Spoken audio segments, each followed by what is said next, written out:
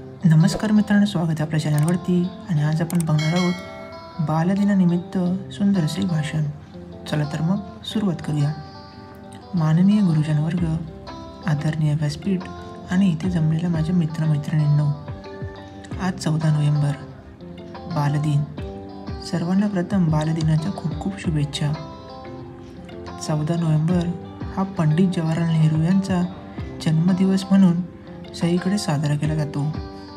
नेहरूंना लहान मुले खूप आवडत होती.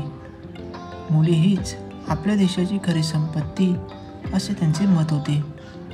देशाचा सर्वांगीण विकास, आर्थिक प्रगती आणि जागतिक पातळीवरील देशाचे स्थान आत्ताच्या लहान पिढीवर अवलंबून आहे.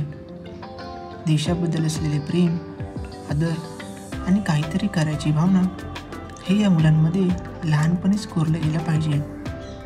तरच आपला हा देश प्रगतीपथावर पोचेल. सर्वात पहिला बालदिन हा 1953 ऑक्टोबर महिन्यात सर्वत्र जगभरात साजरा करण्यात आला. भारतात मात्र 14 नोव्हेंबरला साजरा केला जातो. असं होय. लहान मुलांसाठी वाटणारे प्रेम, काळजी, जिव्हाळा व्यक्त करणारा दिन होय. शिक्षणासोबत त्यांच्या विविध कलागुणांना वाव देऊन त्यांना इतर क्षेत्रात हुशार केलं पाहिजे.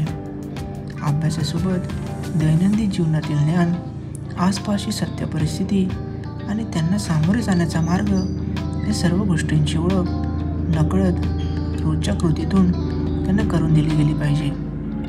शेवटी नेहरूंचे महान विचार, दृढ संकल्पना, एक नवीन ध्येय आणि राष्ट्राकडे बघण्याचा दृष्टिकोन हे मुलांच्या मनावर कोरले गेले पाहिजे आणि सांस्कृतिक पावित्र्याचे महत्त्व त्यांना पटवून दिले पाहिजे.